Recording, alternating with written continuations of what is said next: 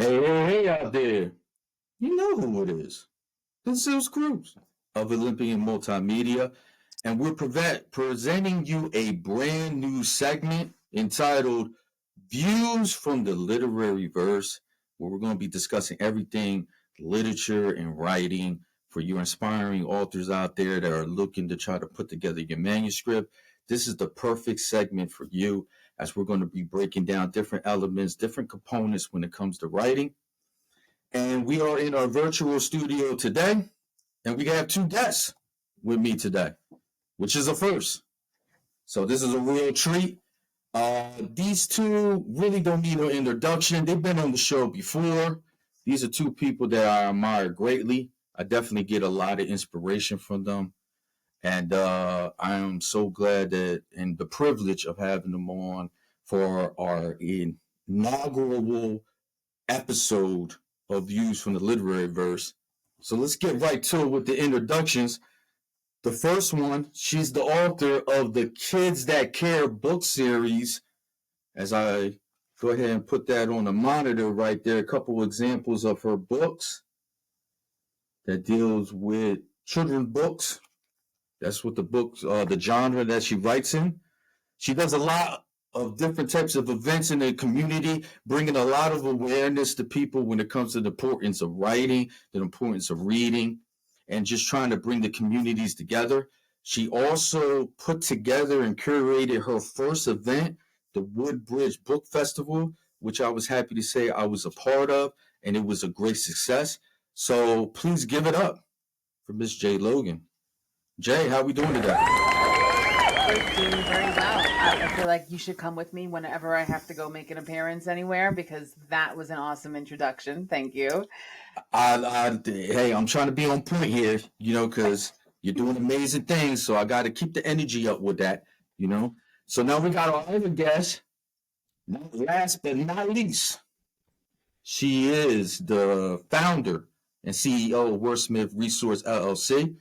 She's also the proud author of the Gotta Be a Better Way series. We got the volume 1 and volume 2, with volume 3 coming soon. Definitely, she's sort of like myself, an octopus, got her hands in a whole lot of different things. So please welcome Miss Sandrea Flowers. Sandrea, how are we doing today? Thank you. Doing well. I appreciate this opportunity. It's good to be here with you and Jay. Loving it. Awesome. I'm glad you guys were able to take time out to be a part of this episode. I thought it was really pretty much important to put together a segment like this, especially for us authors that just come together. We're going to have this round table discussion, to discussing all things when it comes to writing and literature. Obviously, we have a great passion when it comes to writing. Otherwise, we wouldn't go through all this effort to go ahead and publish our books.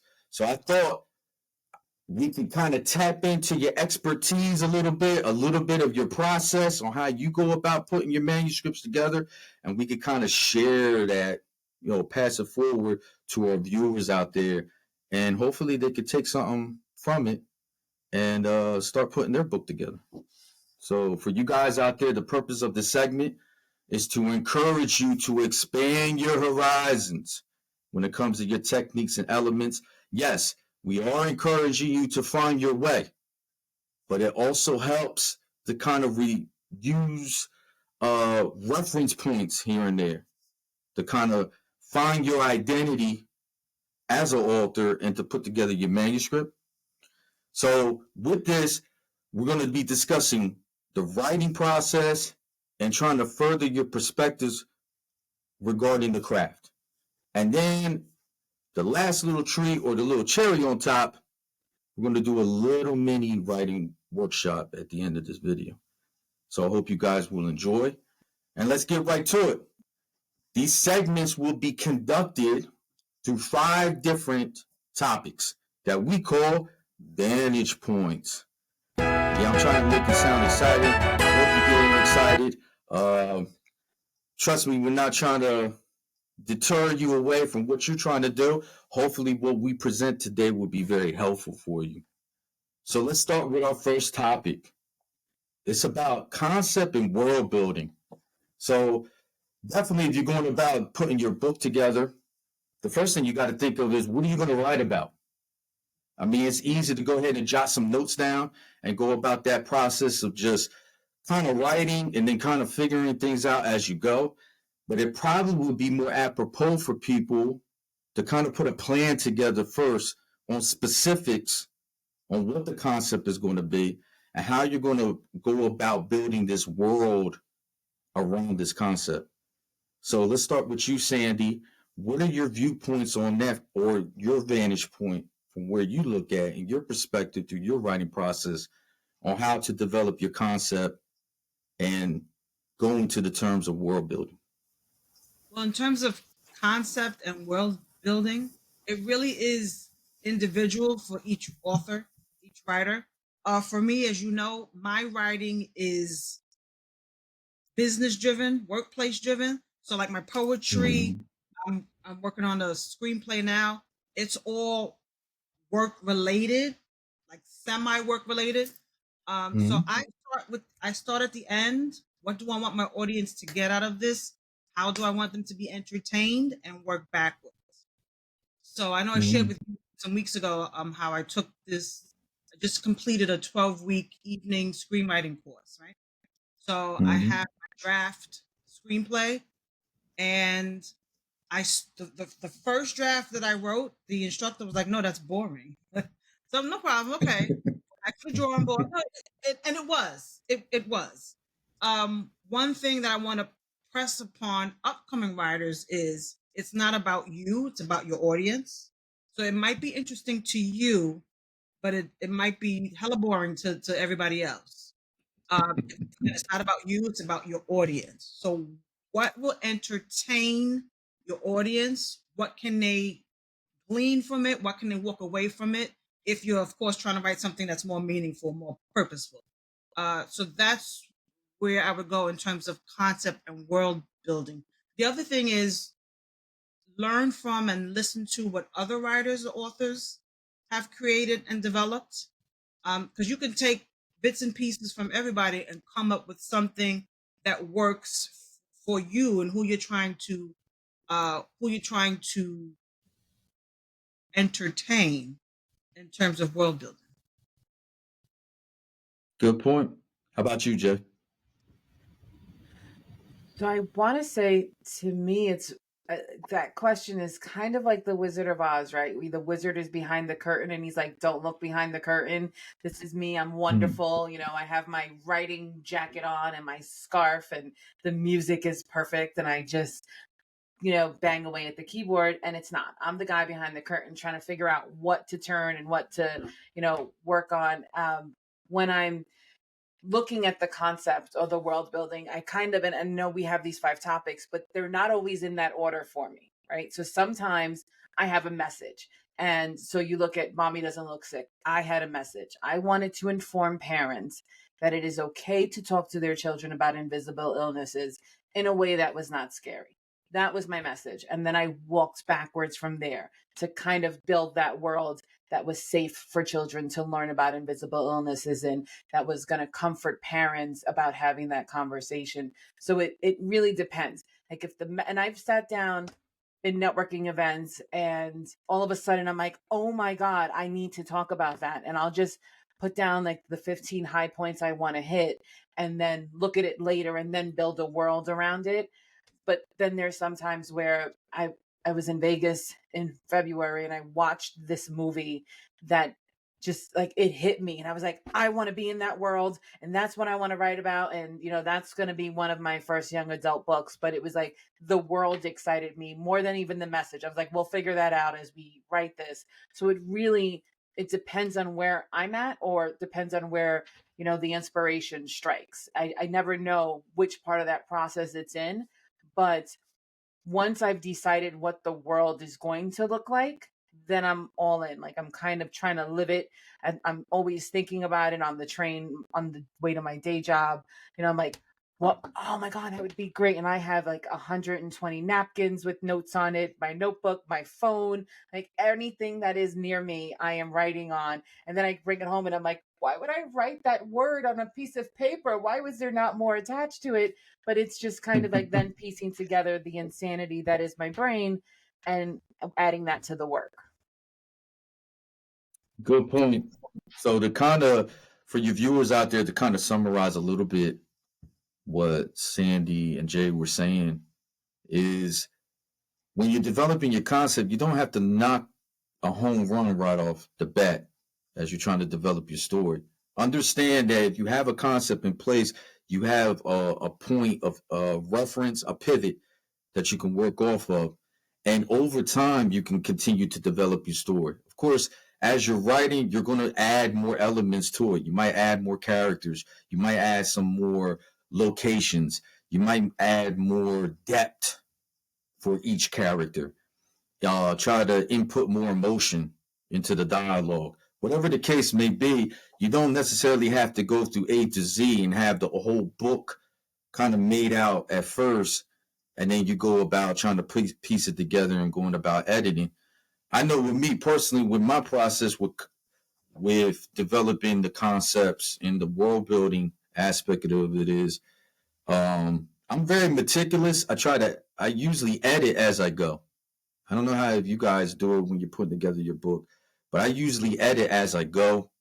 As I start breaking down my write maybe like a page or two, and then I'll refer back to it.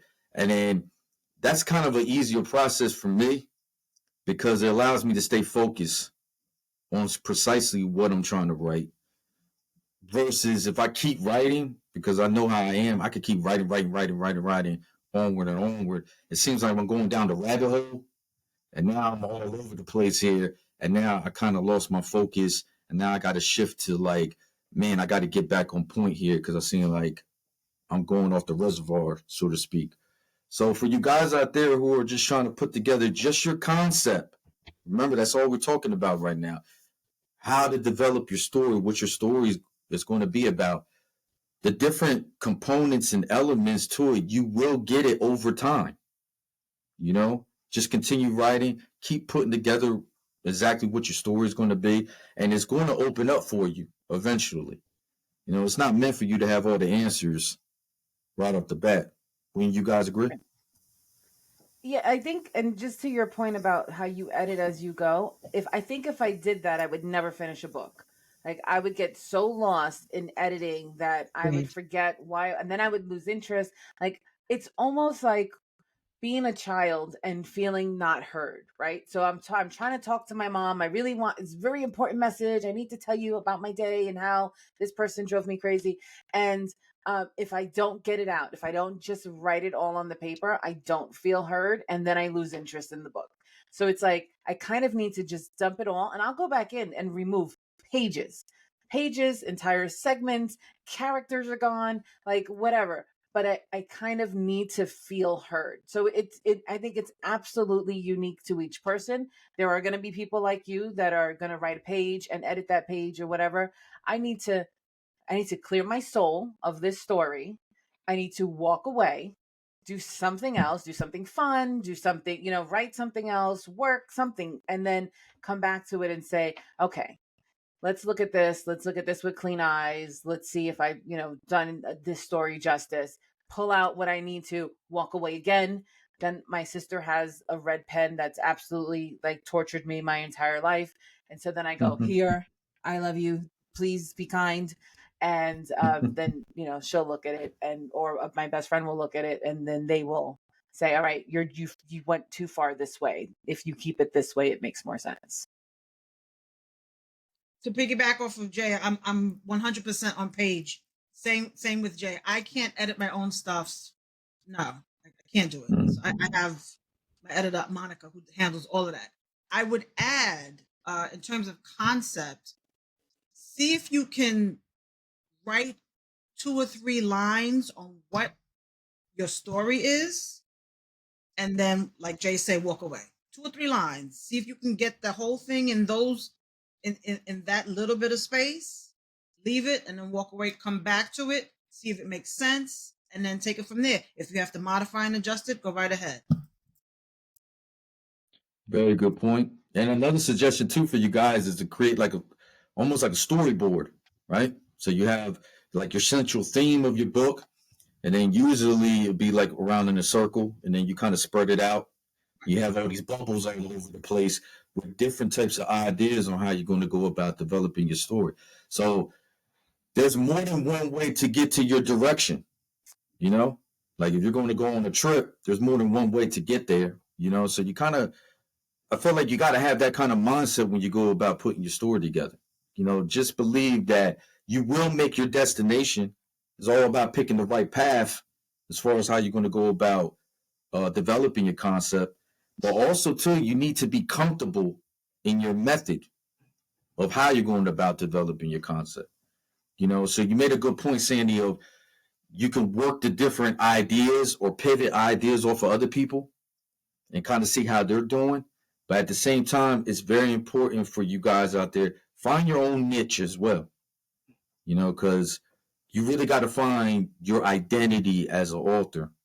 And it starts by developing that concept and how much you're willing to put or the effort you're going to put into it to developing multiple type of ideas to give yourself options. Just in case if this doesn't work out, you got something else to pivot off of, or you know, and you just keep working down the line until something works for you. Does that make sense? And I think passion, yes. And like if you don't like what you're doing, if you write down those 2 or 3 sentences and you come back tomorrow and you're like, that's a ridiculous story. Why would I want to write that? Okay, you ball it up and you get rid of it and you move on. You have to have an interest in your story because I promise you, if you don't want to read it, I don't want to read it. You know, no one's going to want to read it. It has to have a little bit of passion in it. Even doesn't have to be personal, right? It doesn't have to be about something that happened to you when you were younger. And if you love lollipops and you're going to write this big expose on the wonderful lollipop world, then, you know, you have to have some passion and excitement. And I have to feel that as a reader. And if I don't feel that as a reader and I don't see it in your eyes, because, you know, let's be honest, independent authors sell most of their books face to face. If I don't feel that passion when I'm talking to you about your book, I'm not going to buy it. I'm going to, you know, move on to the next person and buy their cotton candy book because they got so freaking excited over cotton candy that I had to have it. That's a hell of an analogy that you put out. I love it. But it's a good point. I write children's books. Come on now. But it's a good point as well. You gotta love what you write, right? Because trust and believe, if you're not putting that kind of passion into your writing, somebody's going to read your book probably after a couple pages and probably going to just chuck it to the side because it's like you can't. How can I say, like, you can't undermine the intelligence of your potential readers out there. You know, they're going to read it. They're going into it with open eyes, or open mind, like, yo, I'm ready to engage in this story. Let's see what it is about. I start reading it, and it's so bland. There's nothing going on here that's making me want to keep this thing going. And then they're going to go ahead and chuck it off, or they'll end up writing some kind of scathing, what do you call it? Like Review. A review. And then you're going to be so bent out of shape that might get to the point where you're discouraged, where you don't even want to write no more. You know, so if you can't invoke that type of passion into your writing, I would say just quit while you're ahead. What do you think, Sandy? I don't know if I would say quit. But that might be a little too bold, you know. I would probably say go back to the drawing board, maybe fine tune your skills. Because passion jumps off the page. It jumps right off the page. Some people have it intrinsically, other people have to develop it. So it really depends on the person. Yeah, I like that. Yeah. So if you didn't take anything out of what we were just discussing here regarding concept and world building, guys, it's just understand that at the end of the day, you got to find your own way. Don't get discouraged if you don't necessarily have it through A through Z, all the different types of components and elements you want in your story. That's fine. It'll come to you. Just don't stop writing. But if you feel like the passion is gone, you might want to revert back to what Jay said and kind of take a step back, go do some other activities, do another hobby, just take some time out for yourself to kind of get your mind back together again. And hopefully you could come back to your story and then, you know, start developing it properly. So we're going to use that as a segue to our next vantage point, which is obviously when you start developing your concept, now the passion's there, you're ready to go dive in deep into your story, start developing it. Part of a story is character, developing different characters within your story, and then the emotional development that comes with it. So, how important is it from your guys' vantage point of really fine tuning exactly what the character's role is in your story and how much emotional depth you attach to those characters? We'll start with Jae. So it's extremely important that people care about your characters because just like you said, if the story is boring, they're going to put it down and they're going to walk away. And as independent authors, of course we're selling our books face to face, but guess what? If I get you to buy my book and you love it, you're going to tell your friends and we're going to get more sales that way, right? So I've got to make sure that you love that book enough to tell all your friends, to share a positive review and to get us out there. And for me, developing the characters is extremely important because my first several books, I have a message I want to get across, right? Kids That Care books is about making a better tomorrow, is helping children see the world in a way that I know tomorrow when I'm, retired and relying on this next generation to run the government and to take care of, my needs in this world, that they're going to do so in a loving, kind, supportive way for all of us, right? And so I look at these messages in my book. And so, for example, holiday cookies. And I'm going to share with you something that I have not really spoken about, and it has really pissed me off in the last month. And this is why I haven't. But holiday cookies, it's about a mother and a son bringing cookies to all of their neighbors, right? And at each house, they learn about a different culture and they learn about a different holiday, and he learns to appreciate the world as a whole. Because for so many years, they weren't teaching diversity in school. They weren't teaching other holidays. They weren't respecting other cultures the way they did when I was a kid, right? So I got a review. I entered this writing contest for independent authors and I didn't win. Fine. I don't care. You do it just to try, right? They did give me a review. And the review said that I made the child the villain in the book because he was impatient and didn't want to learn about all these other cultures and didn't understand why it was important. And I said, and I looked at the review and I was like, first of all, how dare you? Like, you're telling me that every child has to be the hero in every kid's book? No, because kids are different and unique. And in an environment where you're not teaching them about different cultures and you're not teaching them about diversity, they are going to come off as a little impatient. Like, if I don't celebrate Hanukkah, why do I want to know about Hanukkah? If I don't celebrate Kwanzaa, why do I celebrate Christmas? That's all I need to know.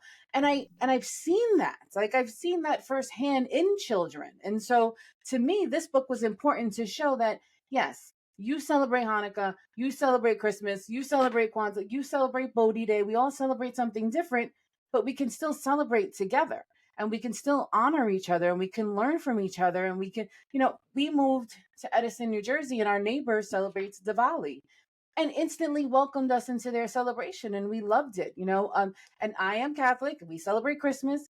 One year we celebrated Hanukkah. I did a whole Hanukkah dinner and we did research and we played the games and it was fun to learn about a different culture. And to me, that was important. And it was important to show a child being a little tired or confused or just exhausted from learning so much or whatever. I didn't think of him as the villain. I thought of him as a child that was being taught a lesson. And at the end, he loved it. He loved learning about every single culture. He was excited to partake in the festivities as they approached. And I was just so upset that was the feedback from Writer's Digest. And it was just like, holy crap, like, how dare you? You say this is an independent author contest, but you're holding us up to the levels of, the people who have 18 publishing companies behind them and the people who have all this other support. And we don't have that. And so it really bothered me. But for me, the development of that character was to show that children can be impatient, children can get frustrated, children can, get tired of learning for a little bit, and that's okay, and there's nothing wrong with that. And there was nothing wrong with, I think there was nothing wrong with the way the story was told. I didn't make him a villain, I made him a child. Children get tired of learning sometimes. So I think it's what's important to you, get that message out there. And just like I'm not pulling that book off the shelves ever. um get your message out there and be proud and stand behind it, because that's what people want to see. They want to see that passion, they want to see that difference. And I thought it was good, but apparently not mainstream. So Yeah, forget them. Ain't nobody paying no mind to them. But Sandy, what's your thoughts? I agree. And I'm actually shocked by that. I think there are times when, I guess as adults, the message goes over our head, because your book, your message was rooted in reality. So I don't understand. It would be different if you were writing a book along the lines of like J.K. Rowling, Harry Potter. right. No, this is real. This is a message that the kids need to hear and want to learn. That's surprising. But yeah, like Zeus said, no, forget them. That doesn't even make any sense. A Yeah, villain. yeah, It went Yeah. right over their heads. I would add, in terms of character, we already know as an author, in terms of the audience, is it a character you love to love? Is it a character you love to hate? You have to give the audience something. So they could dislike the character. That's fine. Mhm. It depends on what your end goal is. There's a lot of movies out there where folks are disliked. The protagonist is disliked. That's okay. It's okay. Again, it goes back to, what's your end goal? What are you looking for? What do you want them to walk away with? If they walk away with any kind of emotion, I loved it, I liked her, I hated them, they can get out of here, then to me that's a win. To me that's a win. You've walked away, you evoked some form of emotion, right? If they walk away with nothing and they're disgusted, then that's a loss. That's a loss. So it really goes back to and then in terms of character, are you giving your character depth and breadth, or is it, or are they linear? Is it just one thing? No, in terms of people, because we're all humans, I would say give them some levels, give them different levels. They're good in this and not so good in this. They're okay here, but they need to work over here. It's fine. That's who we are. That's how we learn, especially for children. Especially for children. Mhm. Good, definitely valid points. And so to kind of summarize what our authors are saying for you guys out there is that you got to write the story for yourself first.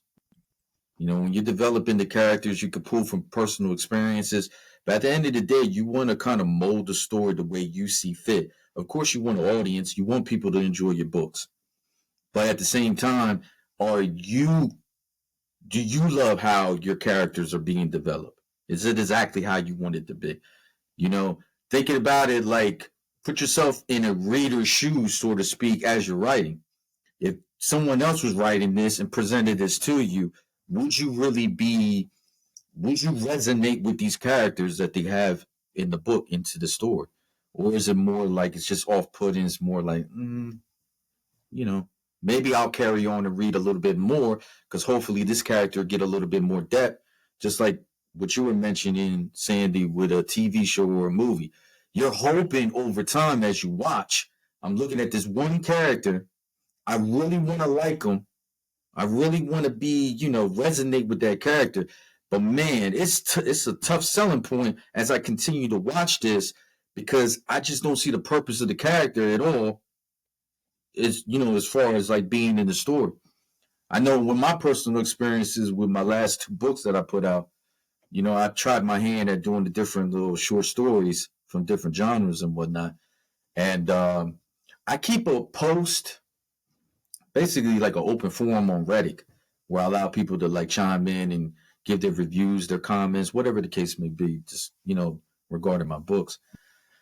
And especially with the last book I put out, a lot of people were like, look, man, I'm not saying your short stories were bad, but why is it always doom and gloom when we get to the ending? Like, there's never like the clouds open up and the sun comes out and you hear the birds chirping in the background and everything is just so peachy right now. Like, you got some doom. Like, are you okay?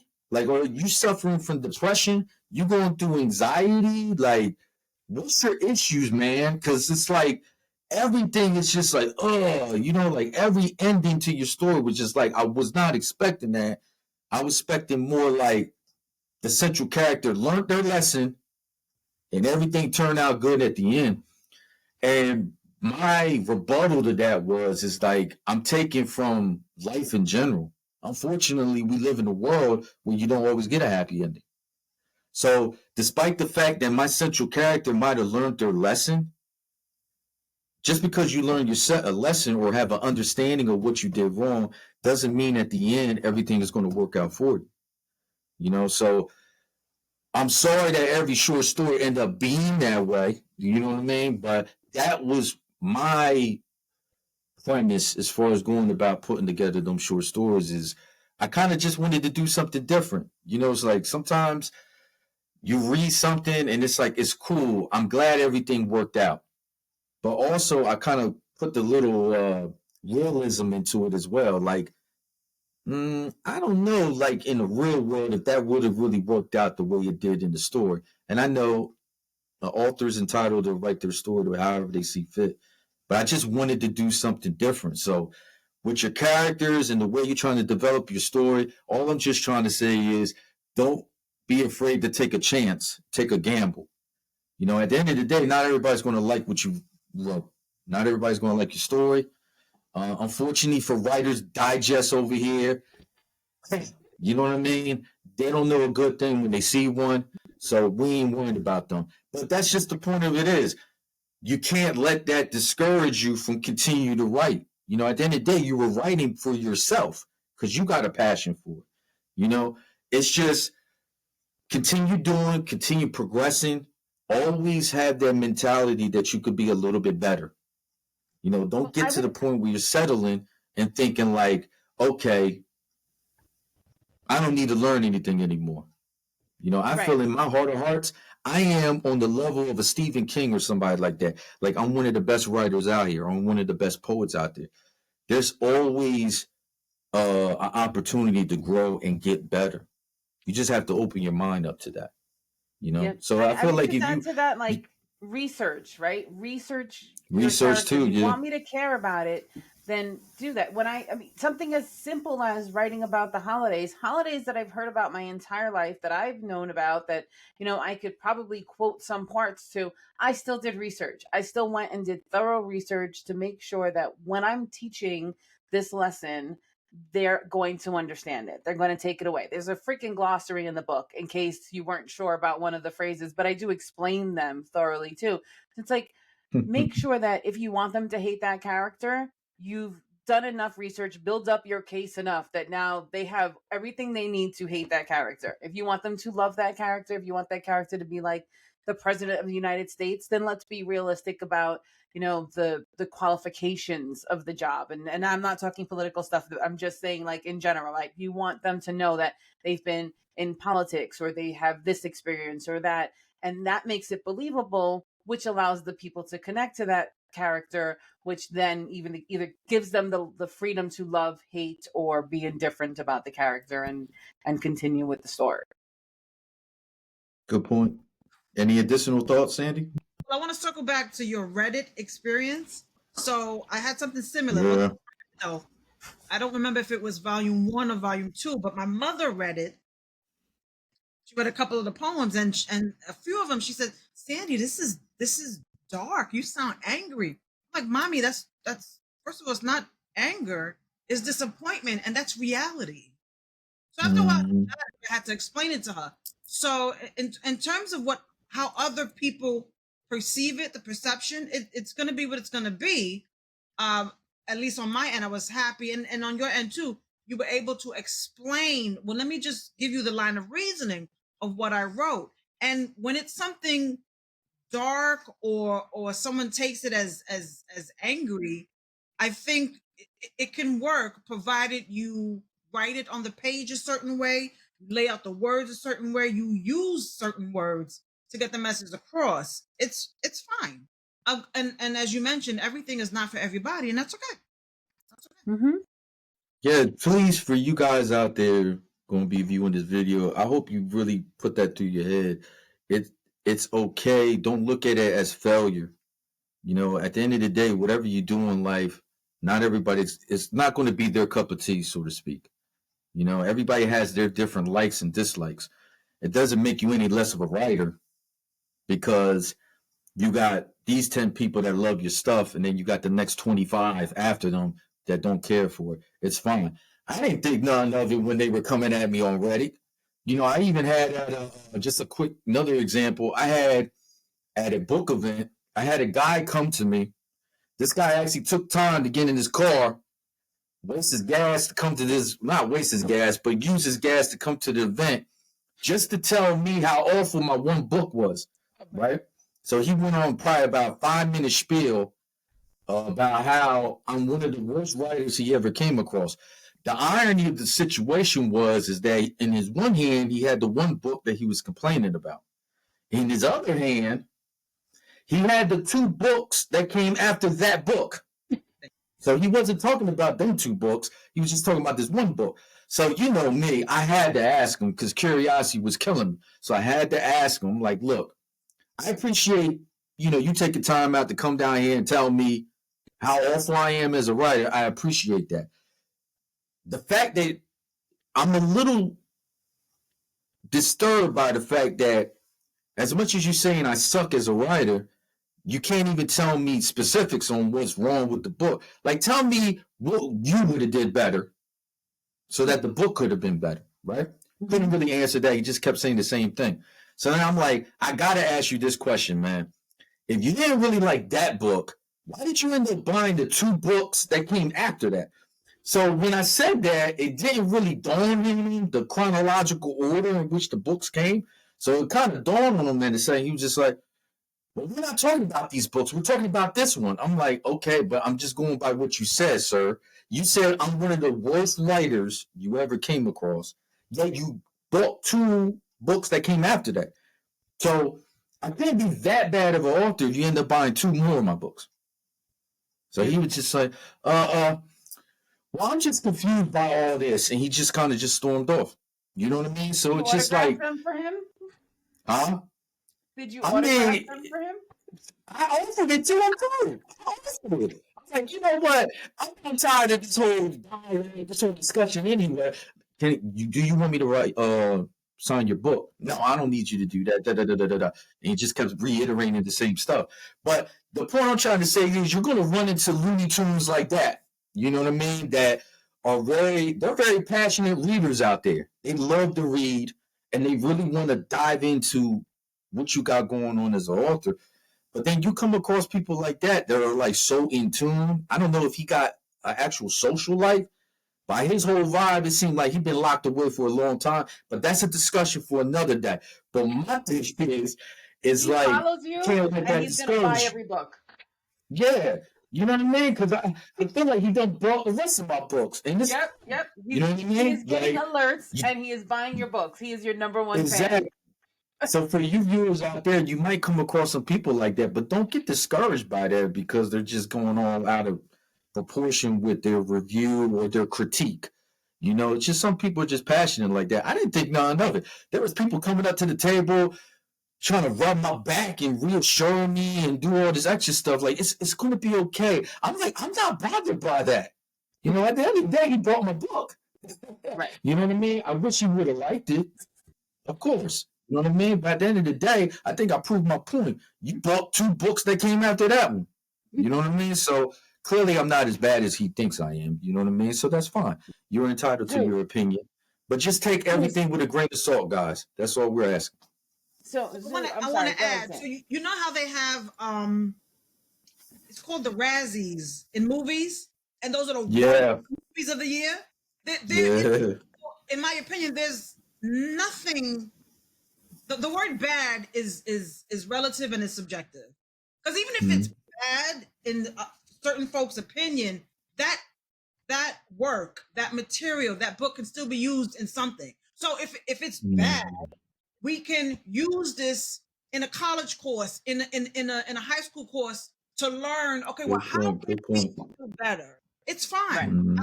I don't. So my very first book in 2015, I read it now. I'm like, oh God, but I sell it. So I pitch it to teachers. Okay, teach this in school. Um, right, English teachers, and take it from there. What's good, what's not, how can the students do better than what's written in this book? There's nothing bad out there to me. You Right. can Mhm. bad. It's fine. It's fine. So, Good you point. know Kevin Smith, he's the director, writer, actor. He did Dogma was one of his movies, but he also did like Jay and Silent Bob series. So Mhm. Dogma was considered this like huge religious no-no, right? Because it talks about these God aspects. And they were protesting his movie when it first came out decades ago. So after I told my husband about this review, and I was like so annoyed, I couldn't even look at anything else. Like they send you a review from like several of the judges, and I was like, I can't read any more of this. I'm about to go off. So he sends me a video of Kevin Smith at the opening of Dogma outside protesting with the religious people who were like, this is a terrible movie. So the poor news person is going around and he's like, look at this person that showed up. It looks strangely like the writer and director and co-star of this movie, but he says he's not. And they interview him and he was like, I don't think this movie stands for anything. I think it's a terrible movie. You shouldn't go see it. And he's like there with an actual sign, because to him, negative reviews, that's still a review. You're still talking about me, right? You could say all the crap you want. You've started a conversation, and there are people out there who are going to say, now I need to buy that book to support this person because that person was absolutely wrong. Or you're going to get people who want to buy it and burn the book. Okay, punish me. Buy millions of copies of my book and burn them. I'm okay with that. You know, I would Mhm. rather you read them and enjoy them. But if you want to protest me, by all means, go purchase them on Amazon and you set a little bonfire and, show me.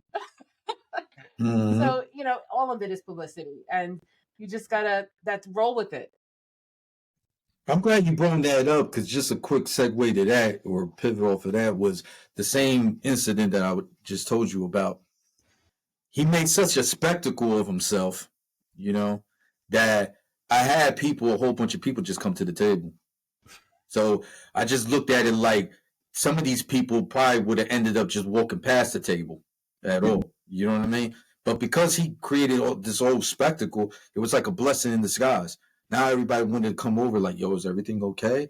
I thought this was going to turn into something. Then we use that as a segue to be like, oh, okay, well, let me check out what you got over here on your table. You know what I mean? Let me check out your books real quick. Yeah. So if anything, he made my day even better. So it's all about trying to find that positive in the negative, So Yep. there's nothing negative per se about like you putting your book together. That's an accomplishment nobody could take from you. But not everybody's going to appreciate your work of art, But at the end of the day, that's like I said, an accomplishment nobody could take from you. It's like I'm a published author. And as much as you're complaining about or you're over critiquing what I'm doing over here, a lot of times I kind of revert that back to people like, well, are you a writer?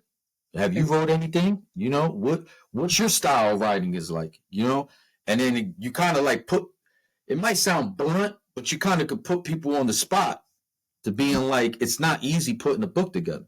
It's easy in hindsight. Mm-hmm. We're just standing here talking and be like, oh, well, that's nothing to put together a book.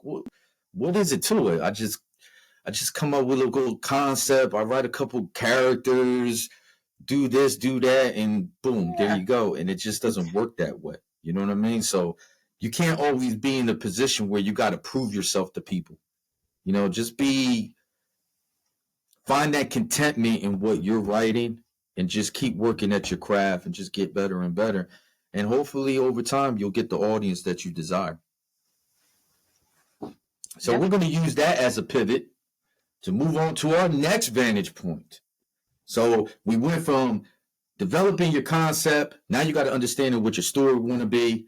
Now we got the characters, the emotional range, the message that you want to put within your story. You got that all formulated. Good to go, guys. So now you're moving on to your dialogue, or really expanding on the message that you're trying to convey in your story or in your writing. So for you guys, how important is it to write with purpose, so to speak? Does always writing have to be consumed with like a message? Like you have to have some kind of message being conveyed within your story or in your writing? Is it okay to just be kind of like entertaining? Where it's just like, I'm just writing to write, I'm just trying to be as creative and innovative as I could be. What are your thoughts on that? We're going to start with Sandy. I think every story has a message. I think every story has purpose, even comedy.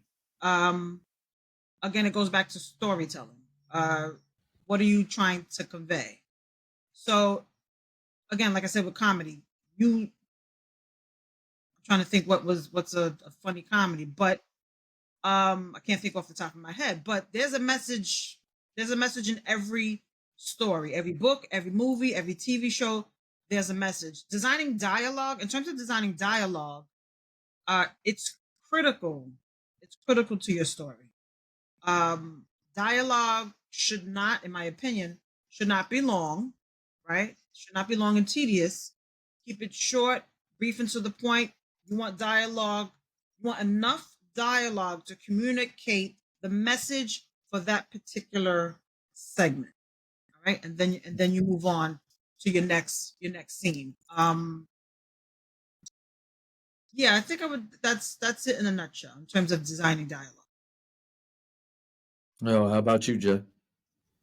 So I write children's books. I publish children's books. I write young adults. I have a laptop full of wonderful, wonderful books that I've started, but they are not for children. So for me, it's important that when I'm writing a book that I know is going to be read by children, that I'm focused on words that they can understand, words that they can take away with them, messages that I want them to hold on to. It's very difficult. Sometimes for me, I write it just what's in here, this scary environment we've discussed before. I get it out on the paper and then I look at it from a child's perspective and I, cut back and try to make it understandable, try to make it relatable to them, what's happening in the world around them, how is it going to mean something to them? And then, like I said, with holiday cookies, I put a glossary. Why? Because I know they're not going to read the entire book every time they want to learn about Diwali, right? But they may have a friend that celebrates it and they can now flip to the back of the book and they're like, oh, that's this day, right? That's what you're celebrating right now. And, it just kind of gives them that reference. For adults, or young adults and above, to me, it's about what journey I want to take them on. Like there's this one book that I'm super excited about that I'm writing and I want to take them on a journey, but I have to kind of prep them. So it's about getting them ready to go on this journey with me, giving them all just enough information that they want to take another step forward, and then turning that into the roller coaster ride. And I agree, it shouldn't be long. Like it does annoy me sometimes when I read a book and it's like, hi, how are you? I'm great. I did this. I'm like, I don't care about any of this. Can we get to the, the meat of this? And that's also how I speak. So I forget sometimes to say good morning, not because I'm rude, because it's like, oh my God, there's Sandy. I have to ask Sandy this question. So I run up to Sandy and I'm like, this is the question I have for you. And Sandy will be like, good morning. Like, I'm sorry. Yes. Good morning. How are you? Blah, blah, blah. Really, I don't want to forget to ask you this question, So I sometimes have to either soften it to make it polite, to maybe incorporate a little bit of small talk. But when I say a little bit, I mean very little bit, because I want to get to the meat of the story. I want to keep you reading, and talking about what one character had for dinner the last night is not going to keep you reading. You're going to fall asleep and move on with the book, like move on to another one. Good point. And just to expand on what you were saying when it comes to dialogue, there's actually different ways to convey dialogue within a story. So what I mean by that is, if like with my last two books and just getting involved with like doing different short stories, I don't have any dialogue as far as like actual conversation between the characters that's within the story. What I relied more on is to create like a backdrop for each story, a very short backdrop, and allow their actions to kind of speak and create that dialogue. Sort of like how you have a conversation with someone and without them even saying anything, you're sitting there, you might have been talking for a few minutes, and you can see it all over their face. They're like, man, I really wish you just shut up right now. You know what I mean? Like, I'm not really into what you're saying. It's going one ear out the other. You're totally like, we're not on the same level. We're not on the same sheet of music, so to speak. I just really want you to get away from me right now. And you may not even did anything to the point where it's like offensive or whatever, but to them, you getting on their nerves, and I need you to, just keep that thing going. So I kind of, in a small way, try to put that kind of perspective into my short stories. That sometimes, without even saying anything, you already get an understanding through body language and just how somebody carries themselves. You know, like if you're meeting someone, you could tell by this person, he or she does not play. They go by the book. They're very focused. They're very driven. They're serious. They don't have time for the games. So that's just another thing for you guys out there to kind of, open your mind to, that you don't necessarily have to create dialogue where it's actually characters speaking constantly with each other. I think both of you hit the nail on the coffin about dialogue being short, because things can get very wordy and very preachy very quickly. And then certain things like what you were saying, Jay, there's certain things that don't need to be said. You kind of already put in the story real quick, like what's going on. So I don't need the character to actually just, recite that. What I already read a couple paragraphs ago. I already kind of got the gist of it already. Let's move on with it. Let's have some progression here with this story. So it's just food for thought for you guys out there. If you're looking to actually put actual dialogue in your story, it always needs to serve a purpose. Always look to progress your story and don't let it come to a stalemate. Because once it comes to a stalemate, things go south from there. They're going to lose interest very quickly. But you can go to the other end of the spectrum and kind of rely more on emotional depth. Like what we were previously talking with our vantage point. You can rely on that and just rely on the actions that the character does as what you write the actions to be for that character. You can actually allow that to speak for the character as well. And you get an understanding of what their purpose is or what their role is within the story. So I have a question for you and Sandy. And it could be okay if it's just me. It's important for people out there to know that, we're all unique. But sometimes when I'm writing, I kind of like try to live that person, right? So when I was writing Kevin and he's learning about it, I'm trying to think of a young child that's like, oh my God, I'm so tired. And I'm writing and I'm like trying to own that. And then I'm trying to own the personality of the houses he's visiting. And it's like, oh, that's so great that you want to learn. I love to teach you, because people love to teach other people things about themselves or their culture. So it's like, then I'm writing that portion. And I'm like, oh yeah, oh, and this is so exciting. And in my head, like I'm kind of multiple personality bouncing just to get the message that I want across. Do either of you feel like you do that when you're writing? Yes. Well, I mean, for the most part, I would say that I think you have to, because even if you're focusing on your main character, how else do you get how else do you draw out their depth and breadth if not for the other characters? I think you have to. Am I wrong? Zeus? What do I you agree. think? Zeus? Yeah. I mean, how can I put it for me? I think with me when it comes to like character development and just putting that together, it's like, I'm trying to make every character very as interesting as possible, and their interaction with each other, I want it to like serve some purpose as well. I don't want it to be so like abnormal or whatever. But I think my pure focus is to make sure that each character has their own identity. I never want multiple characters to feel the same, like they're almost Right. the same person. Because I feel like everything would be lost in the translation as the reader, as they keep going through the story. They're just like, man, like what we keep talking about with TV shows and whatnot. Television show that I think of right off bat is Game of Thrones. I love the show. The show was great, but you kind of look at a few characters on there. They were kind of similar in nature. Their predicament was different, like what they were going through. But as them as a person, I felt like they were too similar.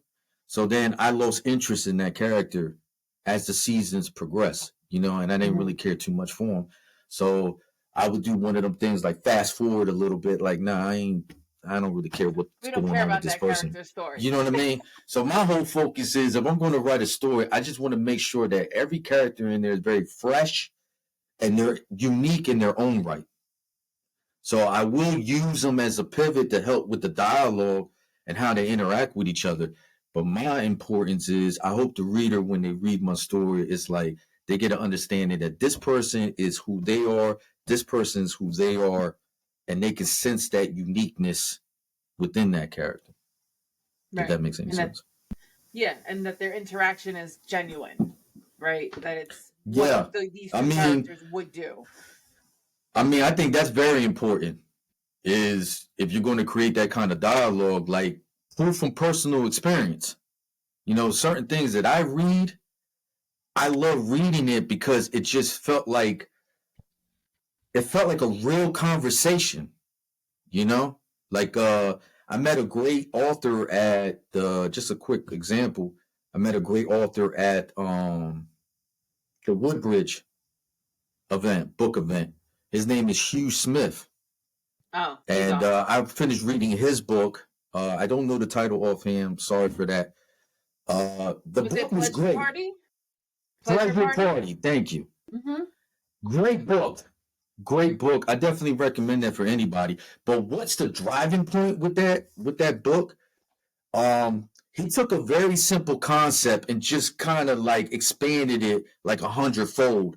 And the dialogue in there was so tremendous because it really sounded like a real conversation that people would have, that I have with people all the time, So that's the driving point with that story. He made it very dialogue driven to bring home the story, but it just felt very authentic.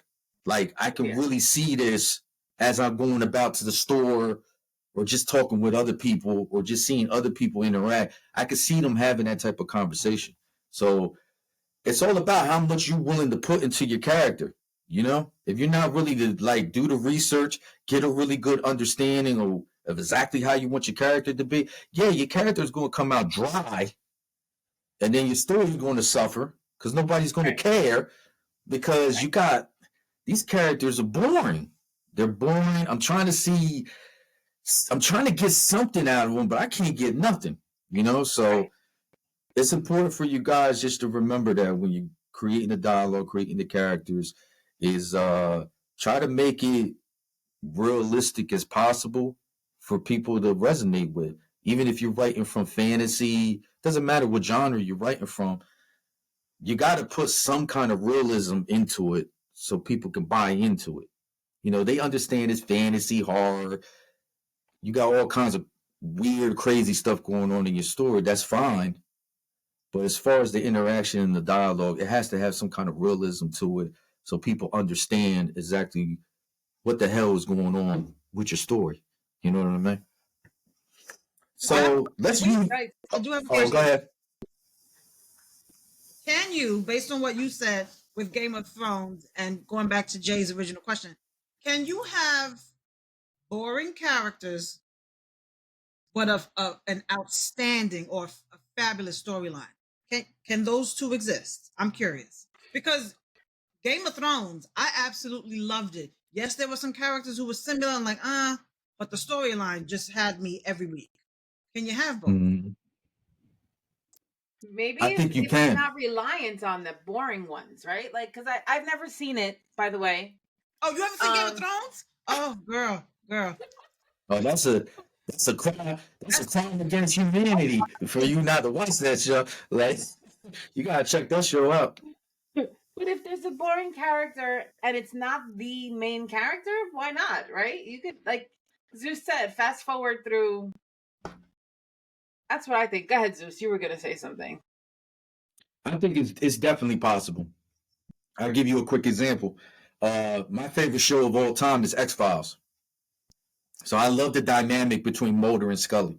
You know, that obviously was the driving point to keep the show rolling. But if you really break down Mulder's character, he's a very monotone type of character in his demeanor and the way he carries himself versus Scully. Scully is more like outgoing. She's very not confrontational, but she lets you know what it is. She's not going to butter her words.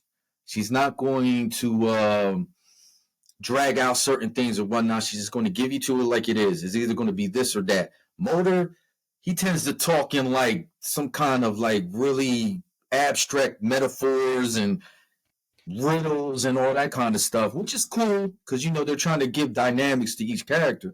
But overall, he's a very monotone person. Like he doesn't really get hype, doesn't get really angry all the time, doesn't really show a lot of emotion.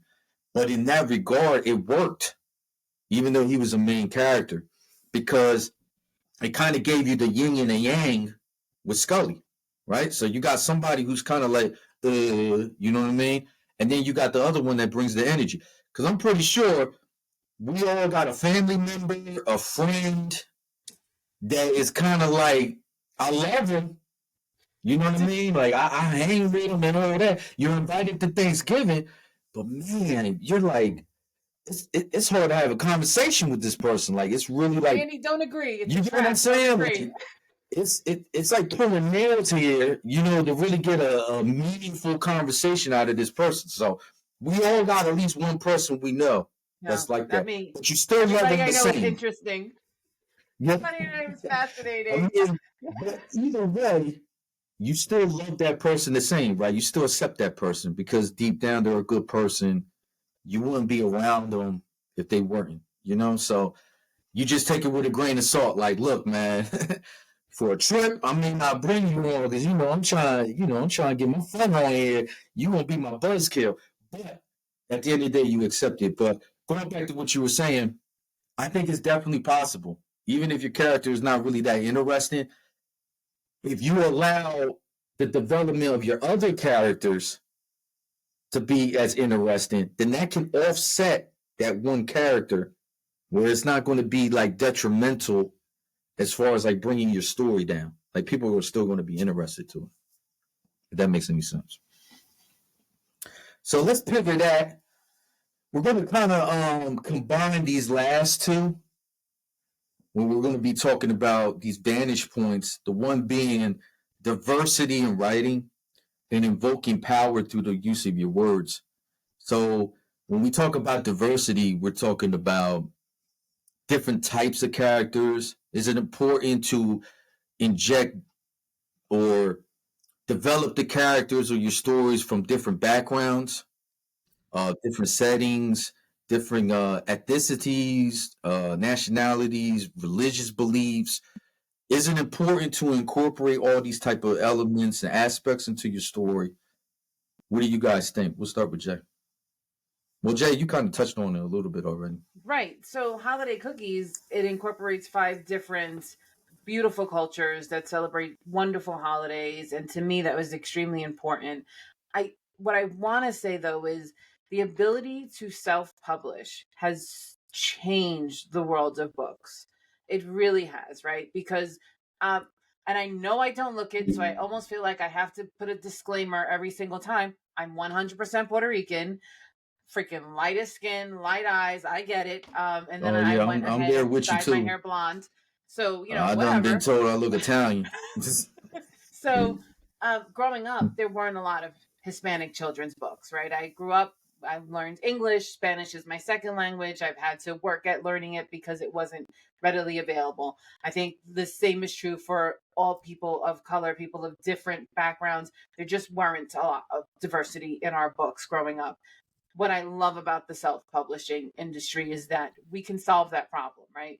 I'm not that person that waits for Jennifer Lopez to write a children's book to say, okay, now there's a children's book. I mean, I think it's great that she did. I applaud her for everything she's done. I think she's, an amazing role model for some people. But for me, it was important that I contributed to it. It is important that, Hispanics know that you have the ability to do it. It is important that all people of color have that ability to do so. And if you see a need in the field, fill it. I'm not the person that's going to sit here and wait for the problem to be solved for me. I'm going to solve the problem. For me, that meant not only putting diverse characters in my book, but translating every single one of my books into Spanish. So you can buy them in English, you can buy them in Spanish, and at one point in the future, you'll be able to buy a combo book that has English and Spanish. And that's because that's what I want to see. That's what I wanted my kids to see.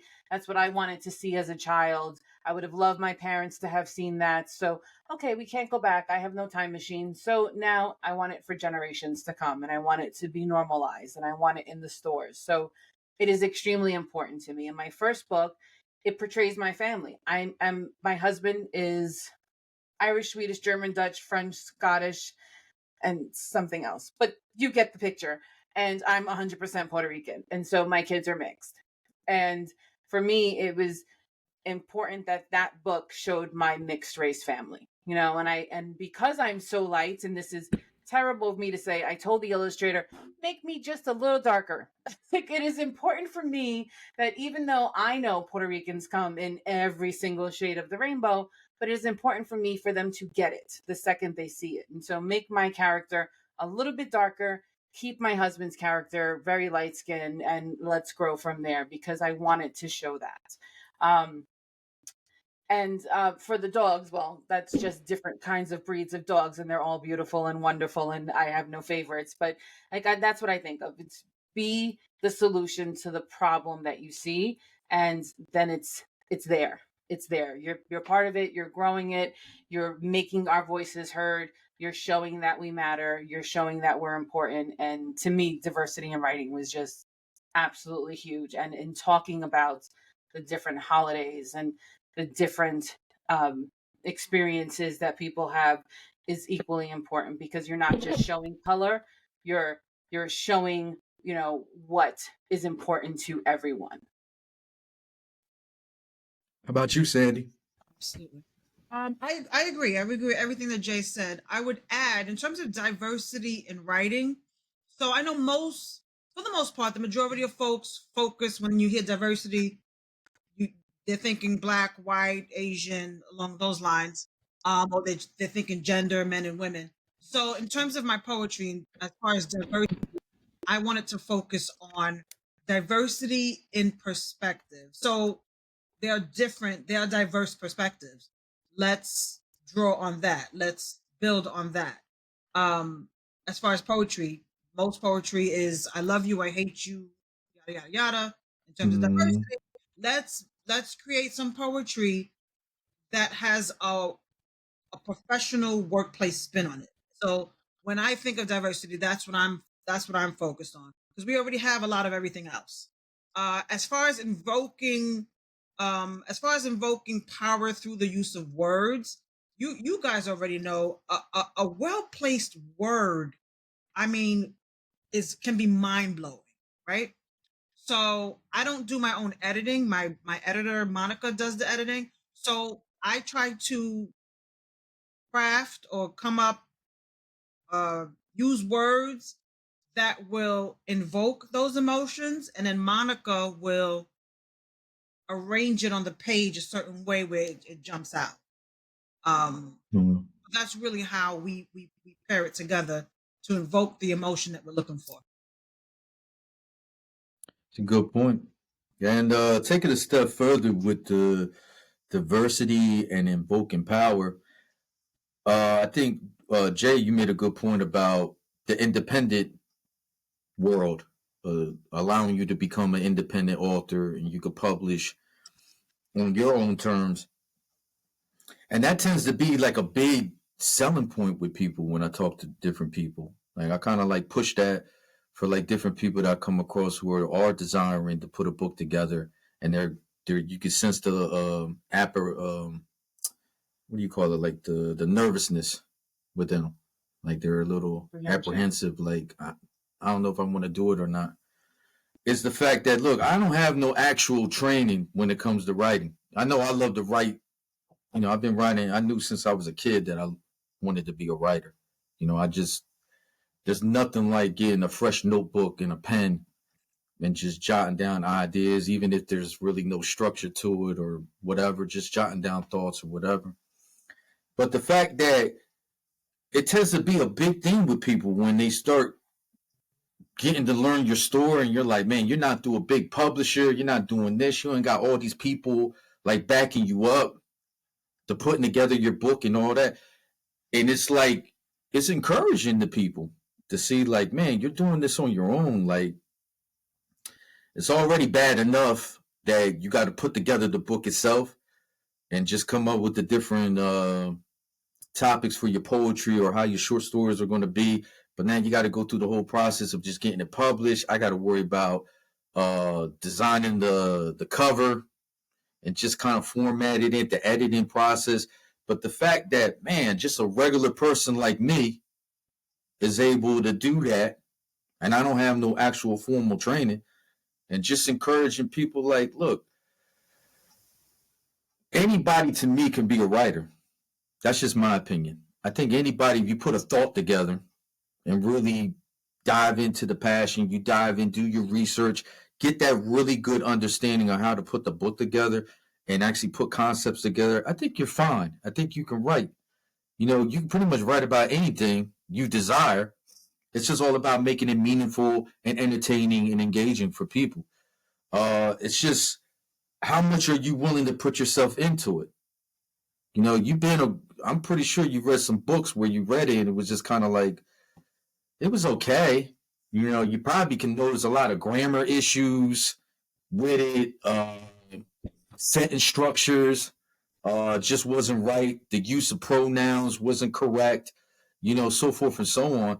You give them an A for effort, but it's kind of like you think in your head, like, why did you write the book to begin with? It just seemed like you're just writing it just to write it. Maybe you're just writing because just to say, like, look, I'm a published author, just to get some type of accolades from people and whatnot, which is fine if that's really what your desire is. But how much more impactful it would be if you wrote something that you truly believed in, that you're really passionate about, and that you gave it your whole effort. And then on top of that, you're doing it on your own. I'm not discouraging anybody out there. Understand this, viewers. I'm not discouraging anybody from if you're able to go to a publishing firm and actually publish your book that way. Because obviously you're going to have a lot of resources available to you. But also, too, it's just a real comfort to know that independently, I could do it on my own as well. And that shows diversity as well. It's just knowing that even even if you don't have the means to go through a publishing firm, I could still get my book out. I could still get my art form out there for people to appreciate. So I think that was a really, really good point you made, Jay, about how that's opened up and it's became big, especially in the last like 5 or 10 years of people moving in that direction of just utilizing that. And I'm glad that opened it up for people, that there's that option right there, um, And to I allow like that people, you get their art form out there. I like that you talked about, if you really want to get it out there, you can just get it out there. Imposter syndrome is so real. I held on to my first book before I hit publish for about 2 years because I was like, who the heck am I to publish a book, right? I didn't have Scholastic knocking at my door. I didn't have, so many of these amazing publishing houses begging me to write this book. It was me saying, I want to write a book and this is the message I want to deliver. And then I was like, I am crazy if I think hitting that, publish button is the right thing to do. And I did it. And I would never take that moment away from me again. And I love it. I am looking forward to publishing more in 2025. I want people out there who are unsure, who have the passion and the drive and the message that they want to share, to not delay, hit the publish button. You know what's the worst thing that can happen? The absolute worst thing that can happen if you hit that button? Nobody buys your book. That's it. You don't get yelled at. You don't get burnt at the stake. You don't get run out of town. Like, nobody buys the book. That's the worst thing that can happen. No one can take away from you the fact that you published it. And that's it. And if you are diligent like we are at going to events and promoting ourselves, and because you have to each and every time, and I know you guys know it, you are selling yourself as you sell your book. You are putting your soul in someone's hands and saying, look at my soul, please buy this book. And sometimes they do, and you're like, yes. And sometimes they don't, and you're completely crushed. And that's okay, because you're going to put that smile right back on your face because the next person is walking by and you're going to sell them your book. And so, if you have that message, if you love your book, if you think it is important, just hit publish, just push through and do it.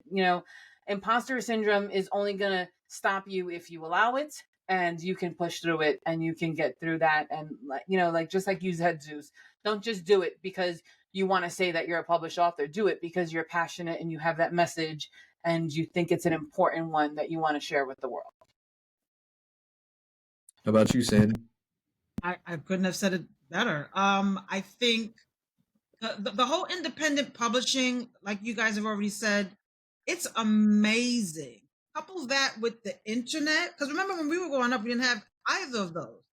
So the possibilities are endless and amazing and wonderful and all those adjectives. So take advantage of it. Take advantage of it. I think a big thing, one of the things that new authors should do, as we do, as the three of us do, self promote, self advertise. So I have shirts that say author. I have shirts that have copies of my book on it. I think I have a mouse pad with my books on it at my job. I want people to know. You have to be out there and self promote as well. Yeah, I mean, it ain't the book thing, but y'all know I'm part of the, production team Alpha Omega. So, we got some merch with that. So it's very important. Yes. Sad to say, I wouldn't even say it's sad to say. Just understand that, viewers, it takes money. It takes money to make money, So, of course, if your goal is just to kind of like make a name for yourself locally, that's fine. There's nothing wrong with that either. But if you really believe in your art form and you really wanted to be out there and you feel like this is something that people can really enjoy, yes, you're going to have to develop some type of marketing campaign for yourself. It is easier if you're working with other people, if you're able to develop a team to allow you to do that. But other than that, man, there's nothing to it. And take every opportunity to put yourself out there. I love, Sandy, how you just got the little mouse pad, just something as subtle as that. Somebody's going to look at that. It captures their attention. It opens up dialogue. Hey, what's that? What's going on with that? And then you kind of explain what's going on with what you're doing. And maybe that can open up opportunities. You never know who you run into that it end up might change in your life. So you always got to be prepared too. Be ready. I'm not saying, have your book on tap and be ready to read like 20 pages out your book, on site when you're talking with somebody. I'm not saying that, but just be prepared to just go ahead and promote yourself and explain yourself and really show that energy and that excitement and passion that you got for your art form.